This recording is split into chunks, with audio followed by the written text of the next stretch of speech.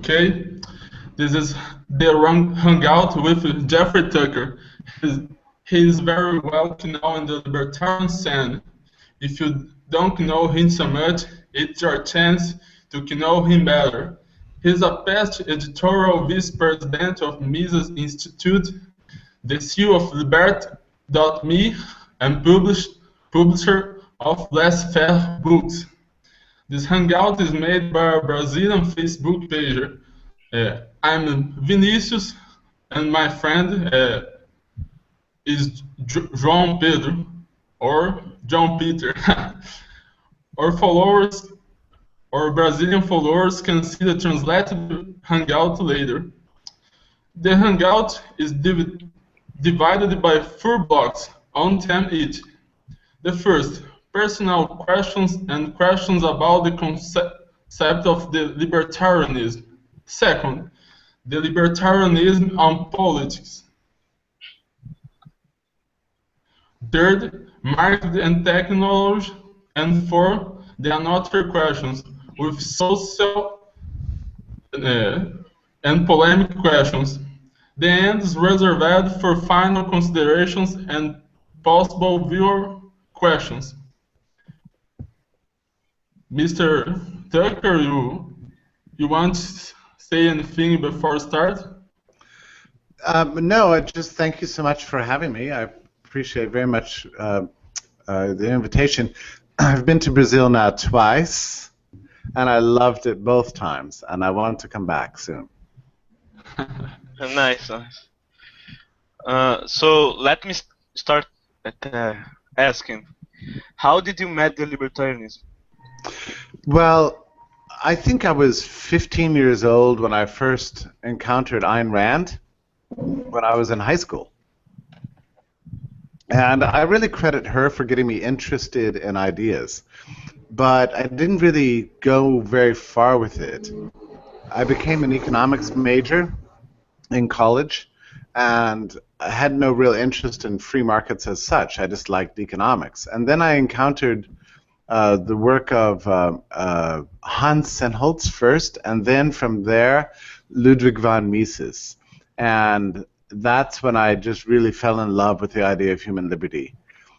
Between that time and when I finally just embraced anarchism, it took about 10 years. So it takes a long time, really. But that was my introduction, essentially, to the idea of liberty. And I've been working in that space ever since. It's kind of like falling in love with an idea. Okay, nice. Who are your intellectual influence? You said Ayn Rand. Yeah, Ayn Rand influenced me maybe very early, and I wrote a lot about her. But and I think she probably did have an influence. By the way, let me say that a lot of times people can influence us, and we don't entirely know it. Like sometimes we read them, and we take their ideas, and we're not really conscious of that. So. It's very difficult for any one person to reconstruct, your main influences. But I'll just list them. I would say number 1 has been Mises, and then his student Murray Rothbard, who was a friend of mine. We were friends from about 1985 until his death in 1995. And then there are other writers along the way that really formed who I think I am. Albert J. Nock is one. Garrett, he's the American publicist and novelist, is another. Frank Chodoroff had a big influence on me. In the meantime, I've been more recently reading very deeply in the work of Friedrich Hayek. And I really feel like Hayek is an underappreciated genius, actually. Sometimes he's difficult at first to read, but the more you really dig into him, the more profound his thought really is. Hayek's work has particular relevance in a digital age with the internet and with freedom of information flows now, just as an expositor of the value of information to the building of civilization. I think Hayek is essentially unparalleled. So, the other one, Ron Paul had a big influence on me early on, back in the 1980s and 1990s, because he was a friend of mine, and I did some work for him, and I really like the way he thinks, and I like his approach to the world. So those are my I would say my main influences. But let me also caution here that I don't think it's a good idea for libertarians to only read libertarians. Like I like to read a little bit of everything and everybody as a way of kind of keeping really active and always staying open to new ideas.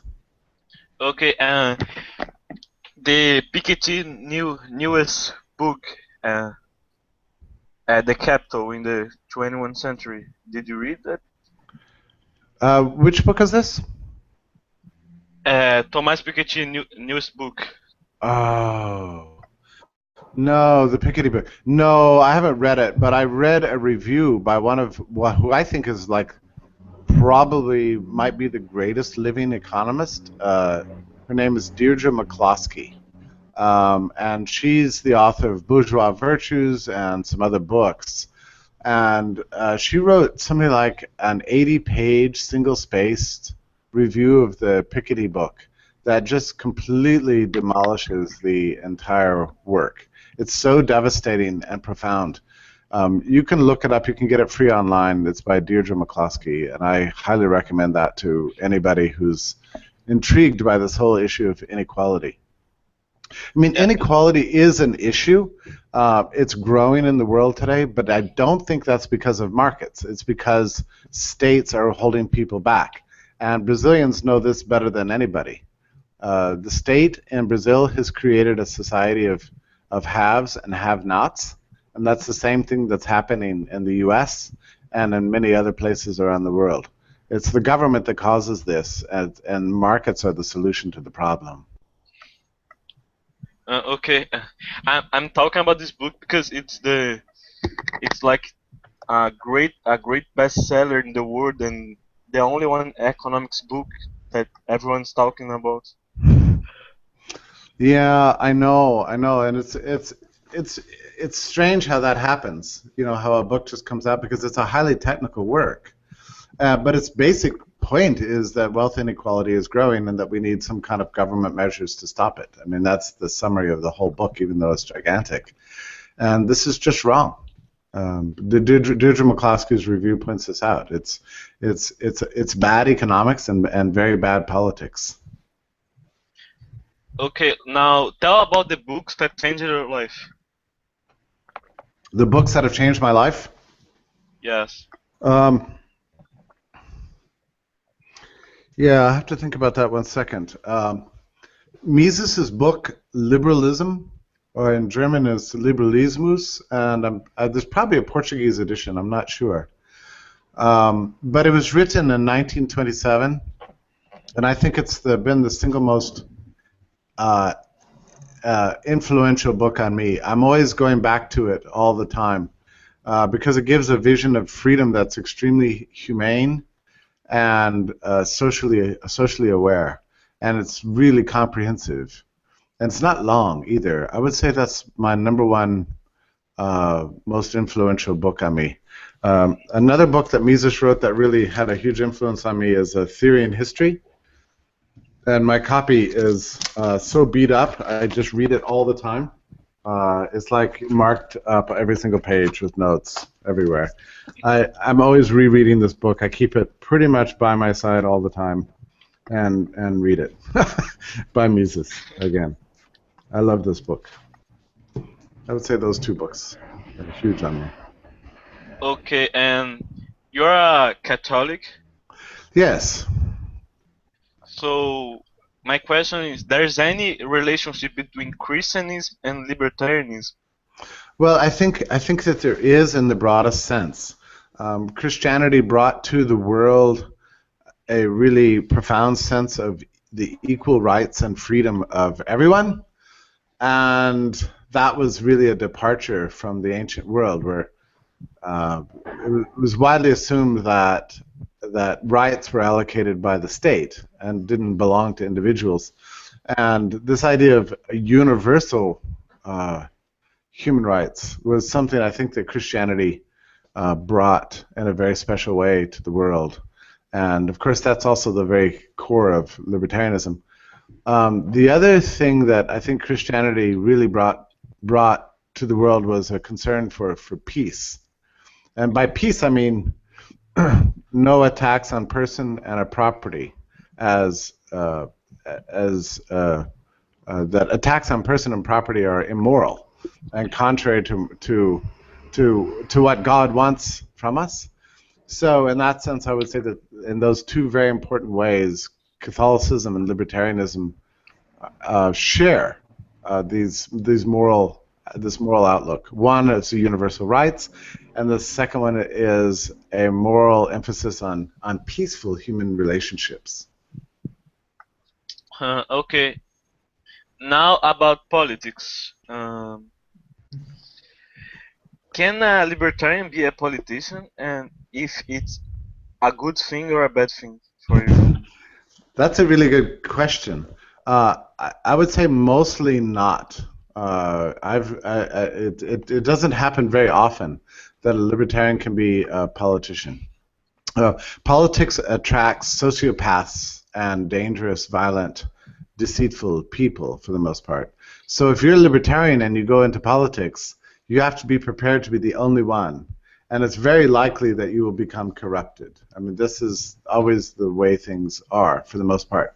There are some exceptions in the world today, but I don't really think that politics is a very good way to change society. I like the idea of changing society through entrepreneurship, innovation, and the world of business and commerce.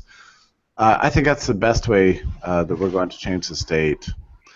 Brazil, I know, has a corrupt government just like everywhere else, right? So, and I don't know how many libertarians, if any, are in office, but I tend to think that if the ideas of liberty really take hold in the world, politicians will respond to that, and that the change is going to be the reverse, not politics changing society, but society changing politics. That's my best guess.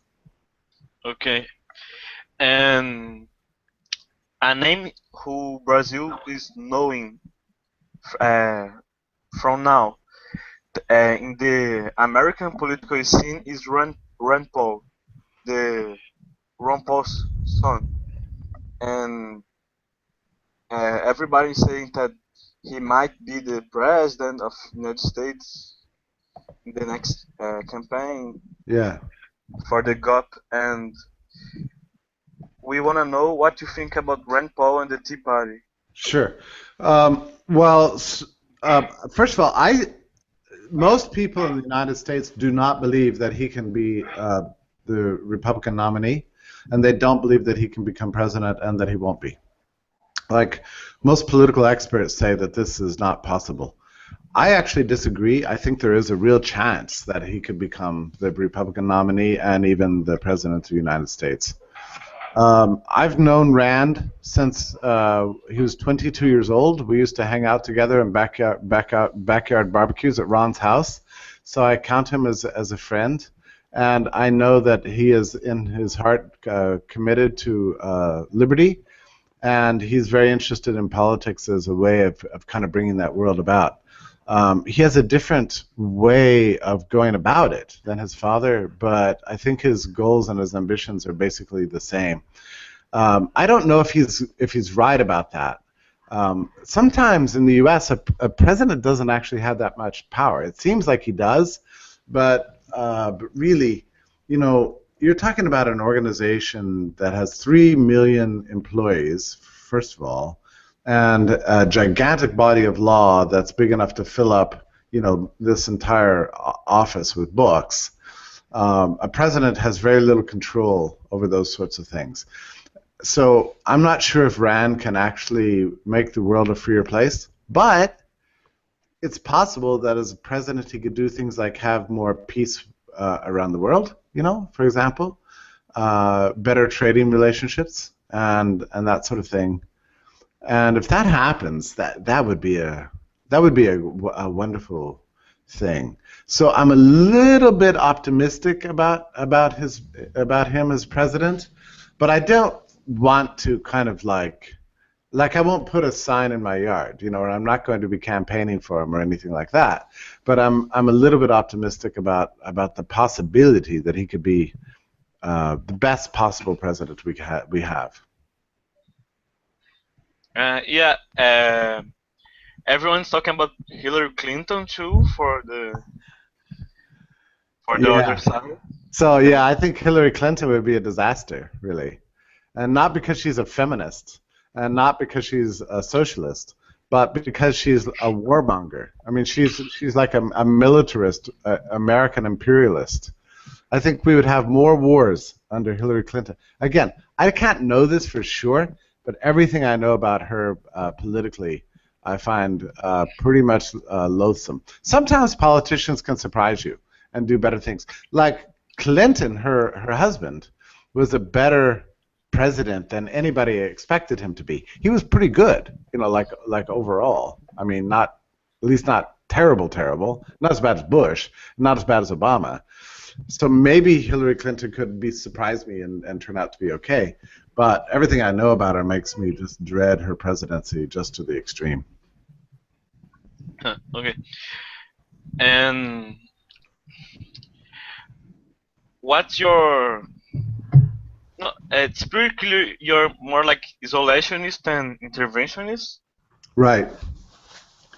Yeah, which means that what I really would like to see the U.S. do is get rid of foreign troops around the world and close bases that we have in so many countries, more than 100 countries, and really establish really good trading relationships with all countries around the world. Open the borders to immigration and drop our trade barriers. So that we could accept more immigrants from Brazil, for example. That would be great, and more products from Brazil. And our trade relationships with Brazil are terrible. Like, yeah, I can't even get into the country without having to send my passport off to the State Department, and they have to give me a special visa, and it takes like a month. It's just terrible. I mean, I'd like to get rid of all these barriers between states. And stop U.S. intervention around the world, particularly in the Middle East, because that's where it's most dangerous for the world. The U.S. has become a global empire, and it's been that way for a long time. And I would like to see that ended, just as the British Empire, British government used to be the world imperial power, and its powers declined in the late 19th century. I would like to see the same thing happen in the 21st century to the U.S. Oh, okay. About the Brazil thing with United States, I think they are separating very much since now the NSA spying and that kind of things. With that, Brazil started to making national cables that doesn't go to U.S. and Right. Right. And this is a terrible, terrible thing what the NSA is doing to everybody in the world. And it's isolating the U.S. from the rest of the world. It's really evil. So you asked about Rand Paul earlier. That's something that Rand Paul could actually do, is stop all that NSA spying crap. It's really terrible. Okay, and the next question is about the father, Ron Paul. What do you think about him? Because you work with him, you know him so much.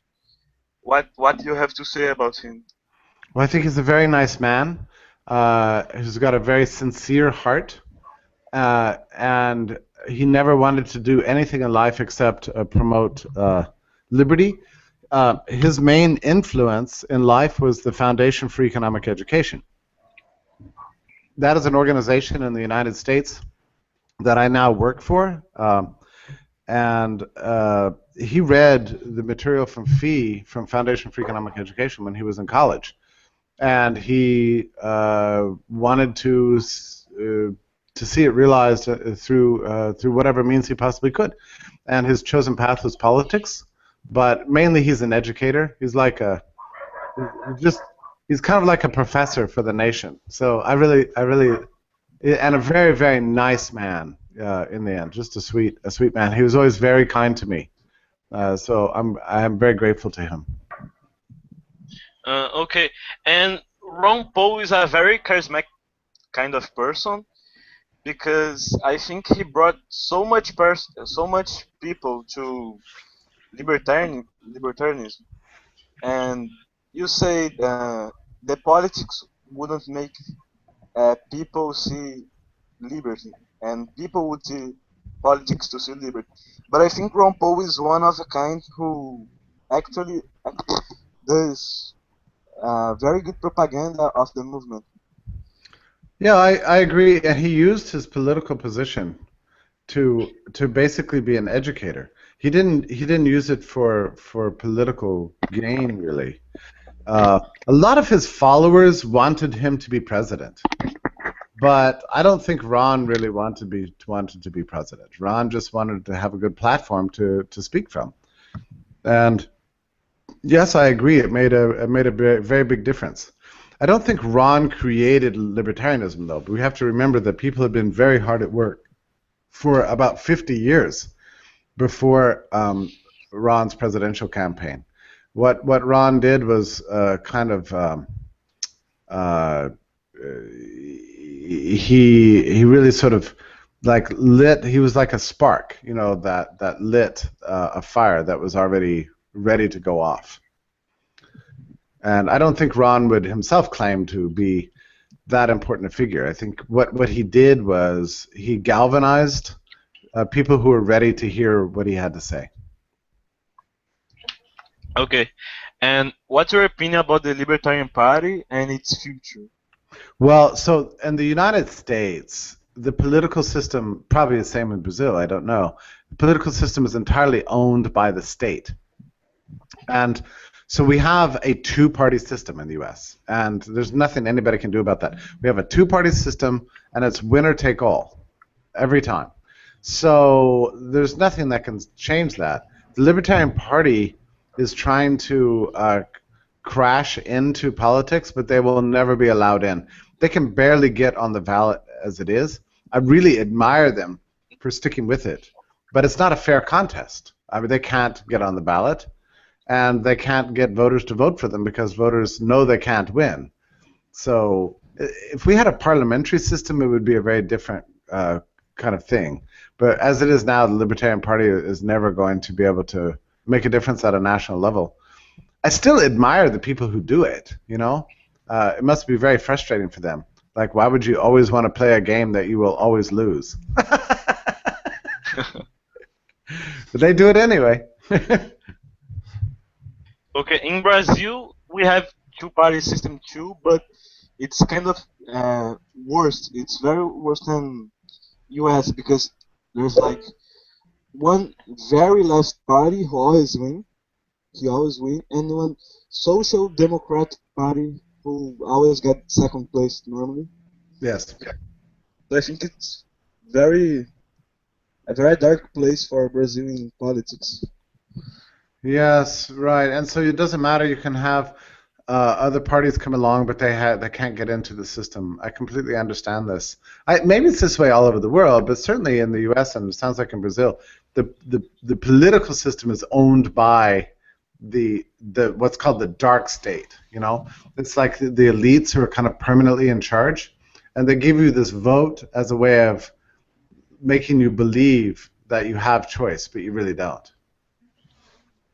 In US, you can vote or you cannot vote, or it's like facultative, or it's obligatory. Oh yeah, you have a choice to vote or not, and not many people vote anymore. I think voting is down to lower than it's ever been in like 100 years. So now I think it's probably, I can't remember the figures, but maybe it's 25% of people vote, something like that. But what's weird about this is that most of the voters in the U.S. are old people, young people between the ages of, I think you can start voting when you're 16, maybe. Yeah, is it 16? No, you have to be 18, I guess, to vote. Between 18 and 30, something like only like 5% of people even vote at all. So young people aren't even bothering to vote. They just don't vote at all. I saw Texas was the state who less voted for in the U.S. You thought that what? Texas was the state who less voted in the U.S. Well, that could be. Yeah, that could be. The big problem is your vote doesn't make any difference. It can make a difference at the local level. Just like if you lived in Porto Alegre, you could vote for the mayor, and maybe your vote could make a difference. But for the president, your vote makes no difference whatsoever. I mean, you can't have any impact on an election at all. I'm asking that because in Brazil, voting is an obligation, and Yeah. nobody likes that. Nobody at all. But you like that, and probably will be forever. I don't know. That's interesting. I think it's the same thing in Australia. There's a lot of places that require people to vote, and people don't like that, huh? And so what happens if you don't vote? Do they arrest you? Probably not. No, you got a taxation. Oh, you get taxed. Of course. Jeez. They tax everything here except not voting. And in the US, around the globe, actually, the 99 and the 1% thing is very popular. Everybody's talking about it. So, do you think the street manifestations are important? Oh, like the Occupy Wall Street movement and that sort of thing? Yes. Well, I think that they're all mixed up, really. We do have a system of 99% versus the 1%, but the 99% are the people, and the 1% is the government. Okay, so that's the way it breaks down. It's not a matter of who holds the wealth; it's a matter of who holds the power. That's the critical thing. You can be a very big business and not have power, and that's not a problem. It doesn't matter that McDonald's is big and sells a lot of hamburgers, or that Walmart sells a lot of lawn chairs. This is not the problem. I mean, the problem is the tiny 1% that's ruling us through massive government regulations and taxes, and like spying and this kind of thing. So that's the 1% I worry about. I just think the Occupy movement is a little bit mixed up and sometimes even dangerous.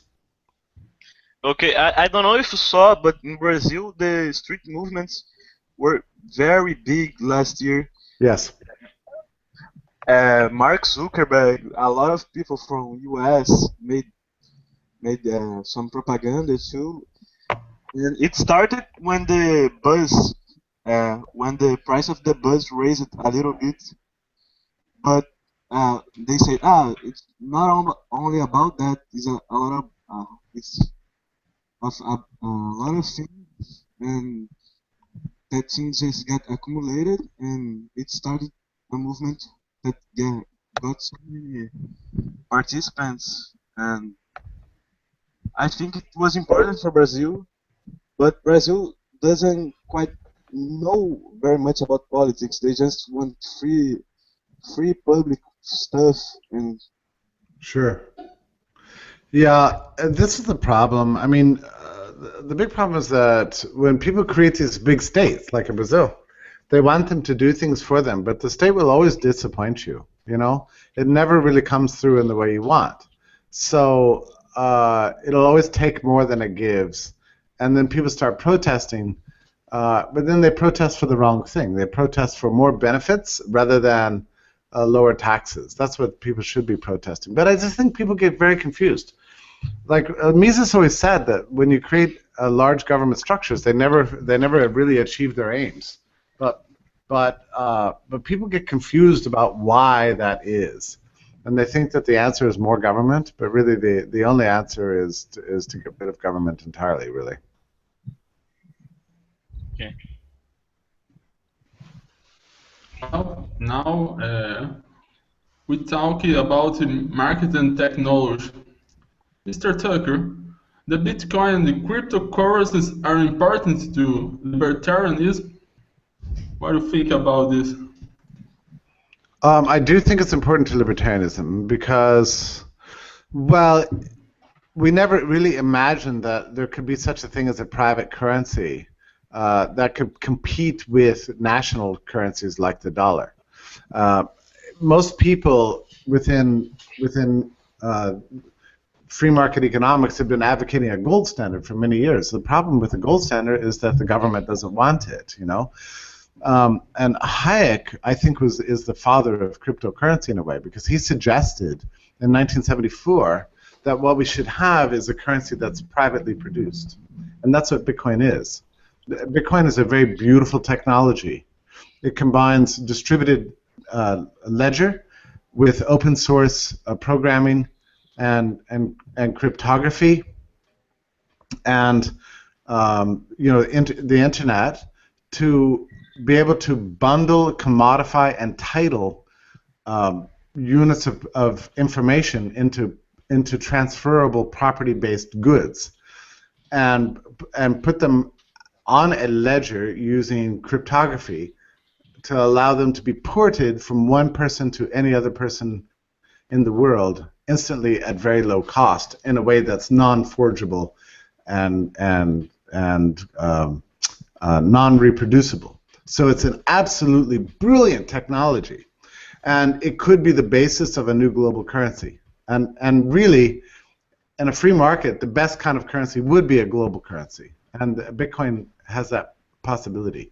It was only invented 5 years ago, but already there are something like 100,000 transactions a day on the blockchain network every day. And just 2 days ago, there was a transaction that was worth $80 million. And this transaction only cost 4 cents to bring about. It's something incredible. And it all happened within a matter of seconds. We don't know who did it or anything about like that, because it's all pseudonymous, really.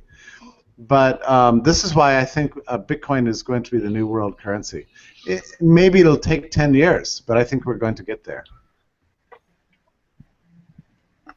Well, what is your vision about the C-stand and the ideas of Patrick Friedman?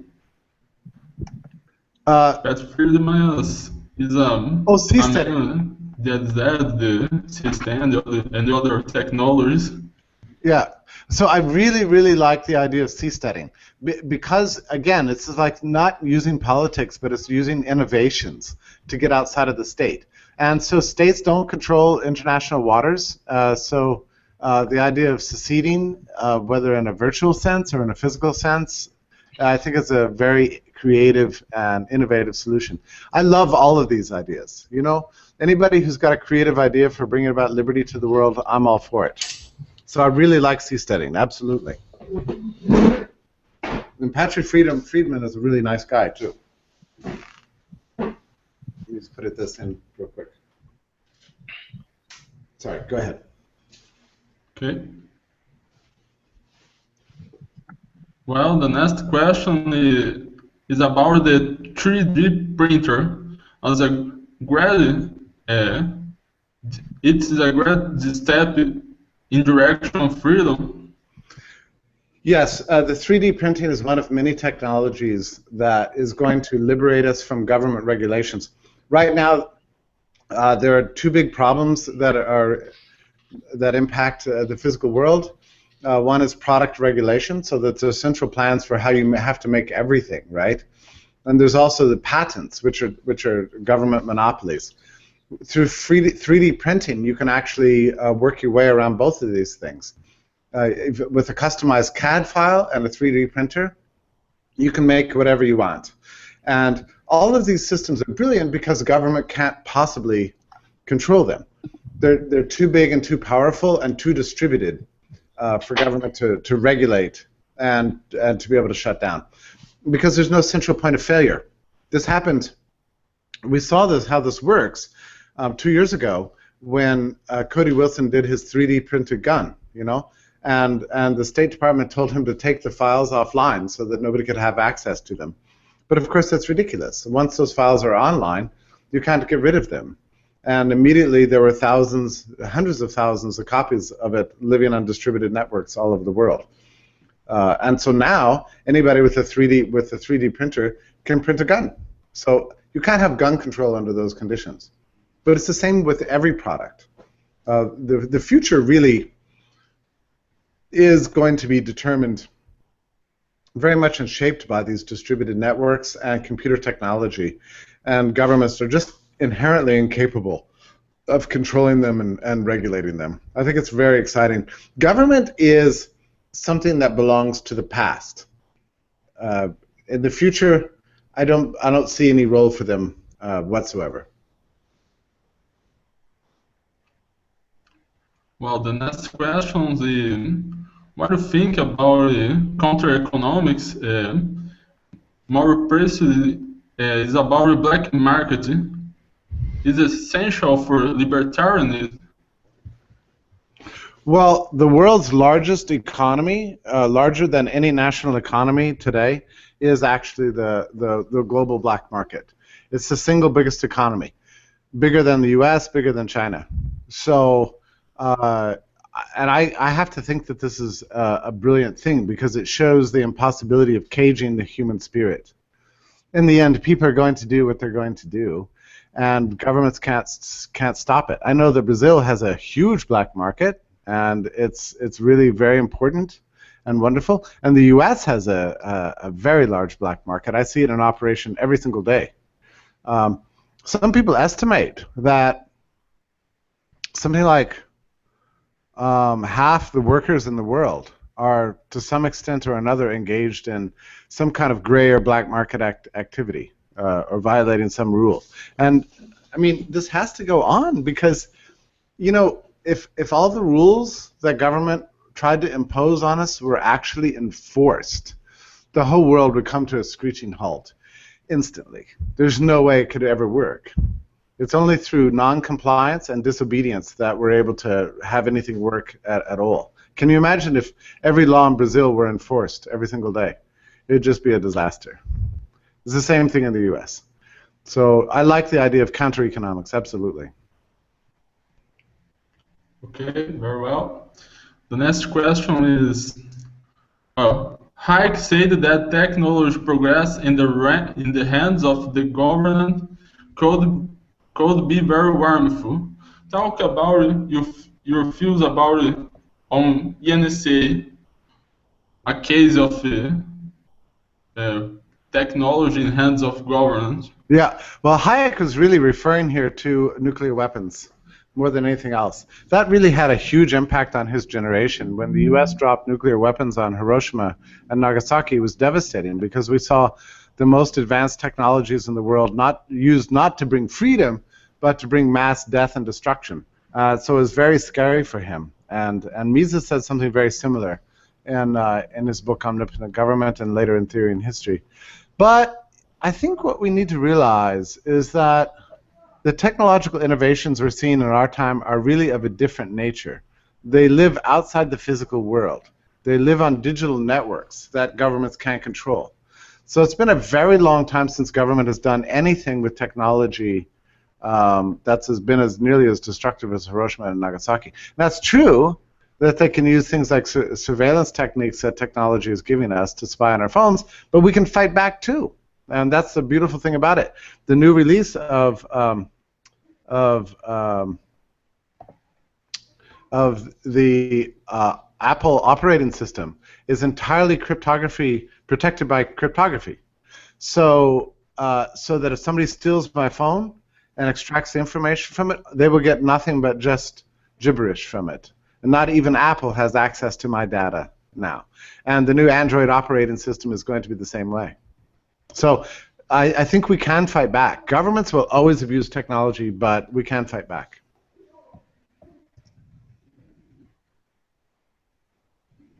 Well, Mr. Tucker, you could explain the why of private initiative is better than government initiative?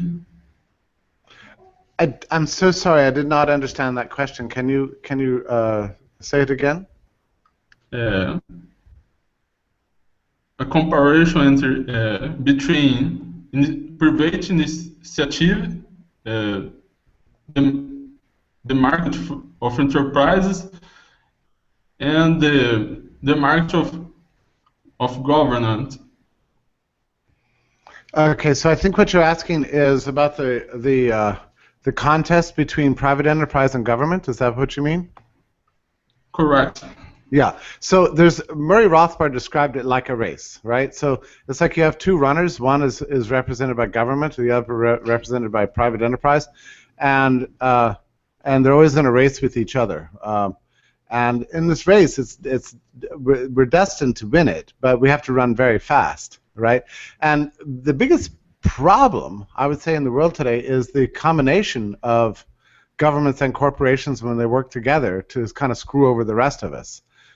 This goes on in the U.S. all the time. The largest companies are working very closely with the government. I know it's true in Brazil too, right? I mean, all the biggest corporations are working very closely with the government. It's because all the world's economic systems have become sort of like fascist systems. Sometimes large corporations are not your friend, but sometimes the left exaggerates the evil of corporations. Like, big corporations would not be dangerous and terrible were it not for the government. So we need to get rid of the government, and then the problem wouldn't exist. Well, the next block is other questions and social questions, ethics questions. What is your opinion about death penalty? Oh, about the death penalty? I'm completely against the death penalty because I don't think the government should ever have the power to kill anybody, no matter how bad it is. Not only that, but I'm against jails and all forms of criminal justice that we see in the world today. It doesn't bring justice at all. It doesn't accomplish anything at all.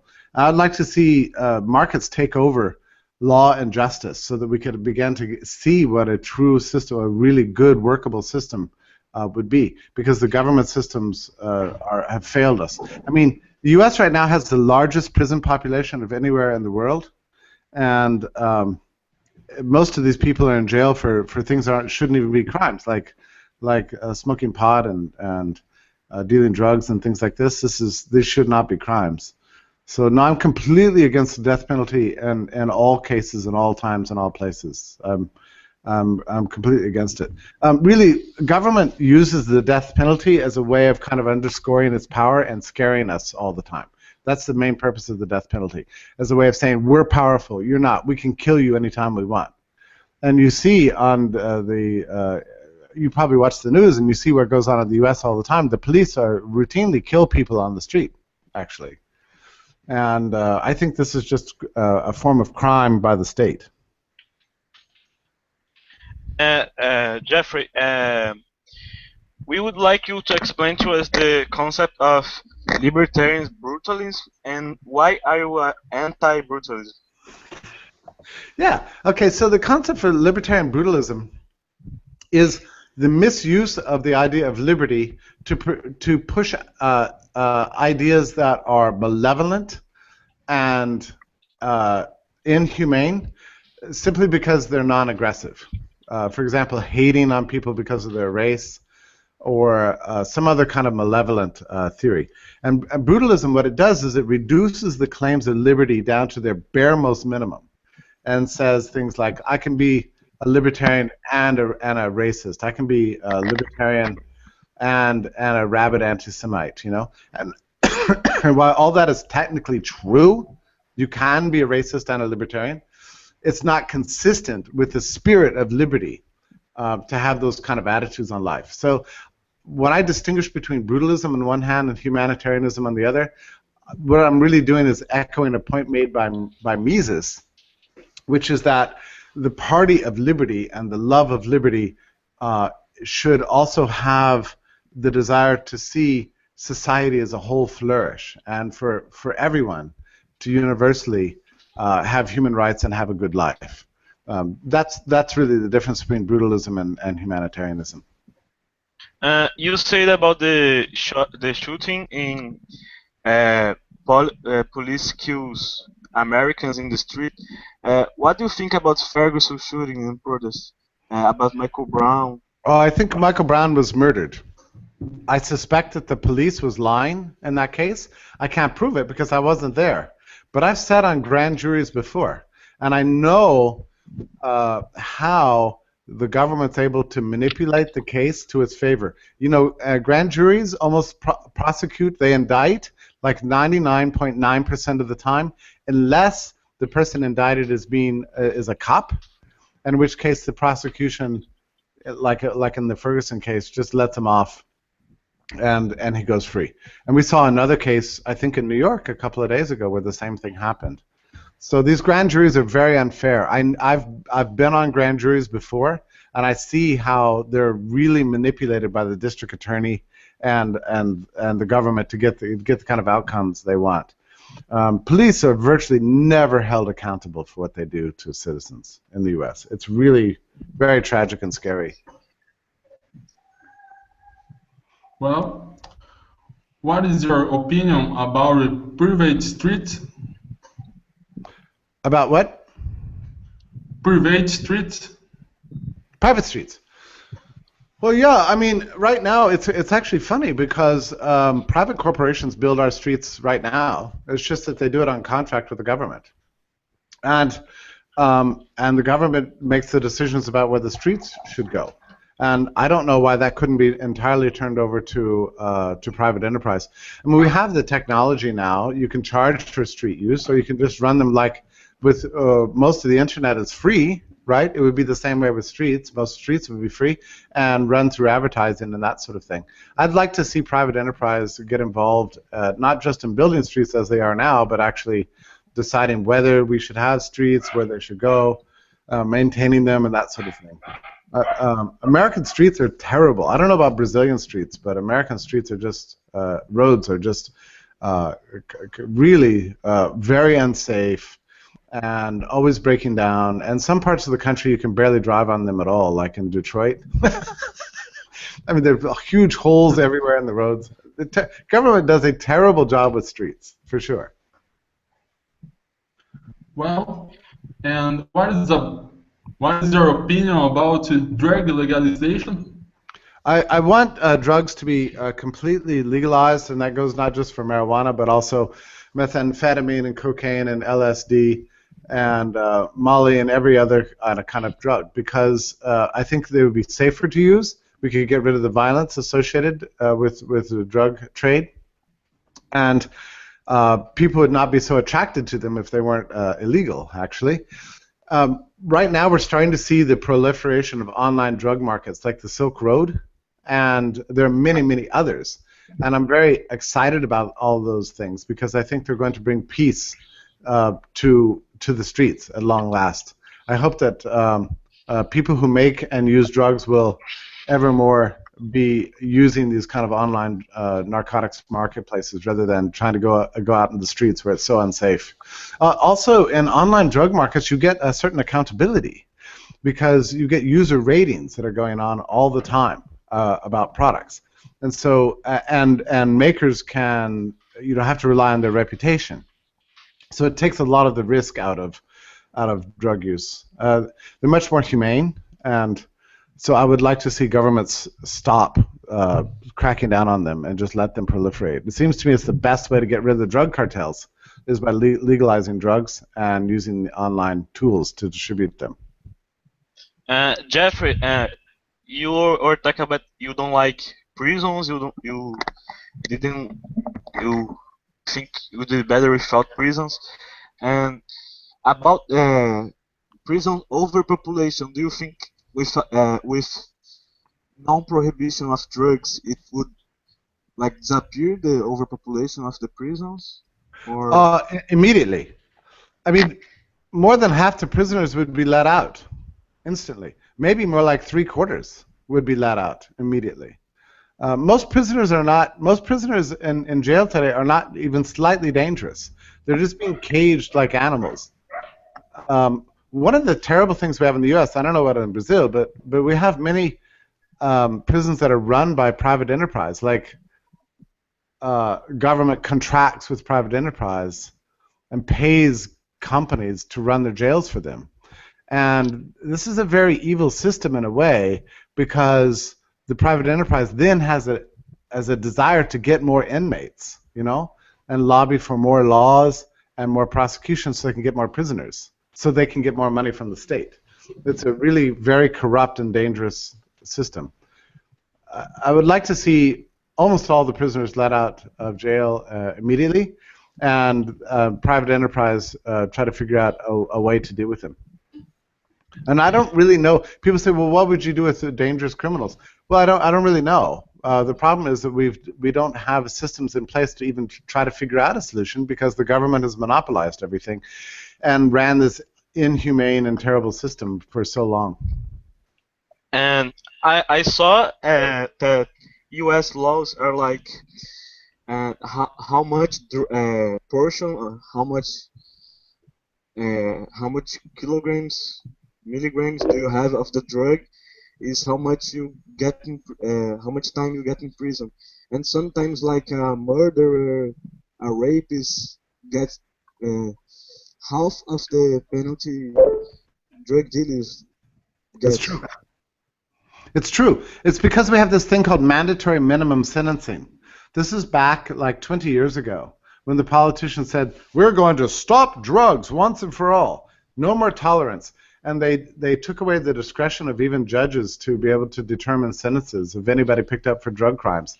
So now it's just mandated. But so judges maintain their discretion over things like rape and murder, like actual crimes. But they have very little discretion about sentencing in cases of drug use. And so that's why you get that result. This is one of the things that Rand Paul is really good on. He's spoken about this subject a lot. And he's really against this system. Well, what is your opinion about abortion? My opinion about abortion is that it's a terrible tragedy. I'm sorry for any woman who has to go through it, and it's a better solution to carry any baby to term. Of course, I'm not a woman, and I'm not pregnant, so it's very easy for me to say that. But I think that really ultimately the decision has to be left to the woman. It can't be left to government, really. And I would like to see us a better system of legalizing title or how do I put this? We need a system to let people be able to buy and sell parenting rights to children. Right now, that's illegal in the United States. So we have millions of people waiting to adopt children, and then millions of people aborting babies. This is a supply and demand problem. So if we had an active market for parenting rights, I think the whole controversy about abortion would go away entirely. But before that happens, I think it's extremely important to keep government out of this as much as possible. It's always a tragedy, but for me, it's a question of where is the jurisdiction. It's like, who should be in charge of deciding this? And ultimately, I don't see how there's any other humane solution other than permitting women to have make that decision for themselves, since it is, after all, their own bodies. Okay, so you as a Catholic, you must have many discussions with another Catholics, because they often want to kill somebody who supports abortion. So yeah, well, so the Catholic Church says that abortion is a sin, but what and how you handle a sin like that is not really up to the Catholic Church. That's really a matter of politics and individual conscience. So I can't accept people who claim that to be a good Catholic means that you have to have a global law against abortion. I think this would be a disaster, really. Okay. And the next question. What countries you meet the most and the less libertarians? I'm sorry, I have to ask that question one more time. Could you please? I'm so sorry. Countries less libertarians and most libertarians. I don't know You, why, but I still can't quite understand the first part of the question. he's asking about the countries that that you have Oh, met who yeah. are the most on the less libertarians. Thank you. I'm so sorry. Yeah. Well, so one of the things about being a visitor in a foreign country is that other countries always feel freer than the U.S., right? At least than your own home country. One of the reasons is you're not paying taxes as a visitor. So everywhere seems freer probably than where you live. But I mean, like Brazil felt like in many ways freer than the U.S. to me. Like in Brazil, I could I don't know. I felt like I could do what I wanted in Brazil. I could be outside of drinking. There didn't seem to be that many police around. I just felt like a freer country to me. I know that's not really true, probably, but it felt freer. But I have been to other countries that actually are much freer than the U.S. Like I just got back from New Zealand. New Zealand seems like the freest country in the world I've ever personally been. It's economically very free, and civil liberties are very high. I saw very few police around at all. It's just a really beautiful, really, in so many ways, a free country. I would say the same was true of Australia, at least relative to the U.S. But almost anywhere I travel seems like, I mean, the U.S. has become a police state. I mean, I don't know when the last time you've come here, but it really is like a police state. You know, that wasn't true 20 years ago, but it really is true today. It's really quite incredible. You can't hardly drive anywhere without being stopped by a cop and who wants your money. I mean, it's really incredible, and everybody's spying on you all the time. It's really quite dreadful. Another country to keep your eye on is Estonia, which is a fairly free economy nowadays, but they've recently started offering a really neat program called e-residency. If you pay something like $70, I don't know what that translates into Brazilian currency, but you pay $70, you can become a resident of Estonia and get an identification card in the mail. I love this idea. Get rid of the nation state. Let's all just make residency a matter of digital communication rather than geography. Uh, when you came to Brazil, you stayed at South in Porto Alegre. Yeah, I stayed in Porto Alegre. It was the first time I went to Sao Paulo, right? And Yeah. that's like the biggest city like in the world or something. It's like forever, you know. I can't. It's just incredible just to fly into Sao Paulo because like the city is just going on and on and on and on. So that was a wild and crazy time in Sao Paulo. And then the next time I went to first to Brasilia, and then to Porto Alegre. And I loved Porto Alegre, of course. And yes, it's true that a lot of the time I'm being taken care of and being taken around in armored cars and shown fancy houses and stuff like that. So yeah, I have a very good impression of Brazil. I love it. I also like going to the markets in Brazil because the fruits are so delicious. You know, they're all super fresh and you have fruits in Brazil that you can't even get in the U.S. You know, like many things I'd never even seen before. Like what is that? You know, I don't know what kind of fruit this is. You know, it's really wonderful. One thing I noticed in the markets, like I went to Canada and the markets there have like they're much ways bigger than Brazil. Like they have so much they have so much different kinds of things, and Brazil's like monopoly and stuff. We don't have a lot of variety. Well, that might be. I think it might be true in maybe your grocery markets and supermarkets and things. But if you go to like the outdoor markets, like in Sao Paulo, yeah, I think it's Sao Paulo. I went to the markets in Sao Paulo, the outdoor markets, and I couldn't believe just how many wonderful. Because it's mostly like fresh fruit and produce and meats and things like that. It's all beautiful and wonderful. I didn't really go into a grocery store. Okay. And next question.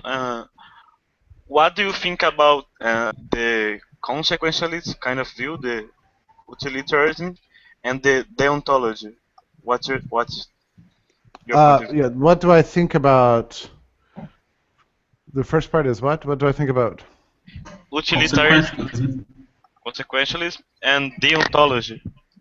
Okay, the first part, I understood deontology. You're asking about whether or not I accept consequentialism or natural rights? Yes. Okay. Okay, so I was at a speech in Las Vegas recently, and I gave a 30-minute presentation for the case for anarchism, right? And it was my best case I could give for anarchism ever. And then somebody came up to me afterwards and said that she was very surprised that I not even one time in the course of the speech mentioned anything about individual rights. And I was a little surprised about that too. I think I tend to think in consequentialist terms, like social effects and social good and things like that.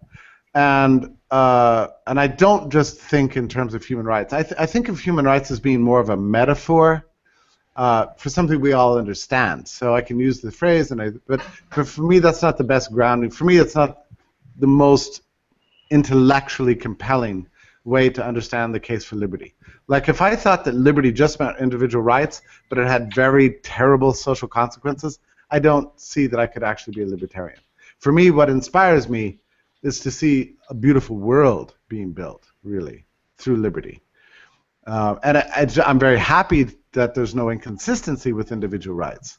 But the thing that inspires me and the arguments that, and the points that I'm drawn to are usually the ones that involve the results of human liberty, more than the matter of individual rights. You said you don't like the death penalty and prisons. And how do you think a private justice system would be like? Well, I think they would be very much connected to insurance companies and behavioral controls that come through private markets. Like right now, if you don't pay your bills, you're not going to get credit, and if you don't get a credit, you won't have a credit card. And if you don't have a credit card, you can't rent a car, and you're very much trapped, right? So you have to be on your best behavior all the time. My guess is that a private system of justice and criminality would be very similar like that. Like you would lose a lot of your privileges and not be able to navigate the social order as well. You'd be treated, as not an upstanding citizen, as in any sense trustworthy. But at least you wouldn't be caged in a prison. There might be. Maybe the private sector would give you ways to work off your crimes that you commit, real crimes, not fake crimes, but real crimes, in ways that would be productive for society and not violating of your individual dignity. But the problem is we don't really have private systems, so we don't know really how they would work. All I can say is that the current system is not working, and I would like to see private markets bring the genius and innovative spirit to the subject of criminality and justice in the same way they've done with everything else. Okay, and a polemic topic about Ron Paul, and it's the Ron Paul newsletters. I saw you didn't want to talk to Reason, and if you could clarify to us about the Ron Paul newsletters. Well, I worked for Ron back when I got out of college, and I enjoyed working with him very closely, and worked with him on many of his projects, and the newsletters were one of them. But I was not the author of the things that people found so egregious in those newsletters. I didn't talk to Reason about it because I didn't really think it was their business. And really, to me, it's a matter of. That's probably all I want to say about it. I mean, I have the highest respect for Ron and the greatest admiration.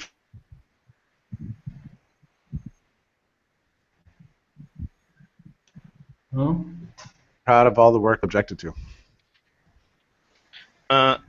Okay. A question that someone make to me to speak to you is the Mises Institute had policy of copyrights was in CC, Creative Commons, and now it's CC by NC and ND. because before the copy was allowed in any form, but now it's more restricted. Uh, and they said you didn't believe in these things.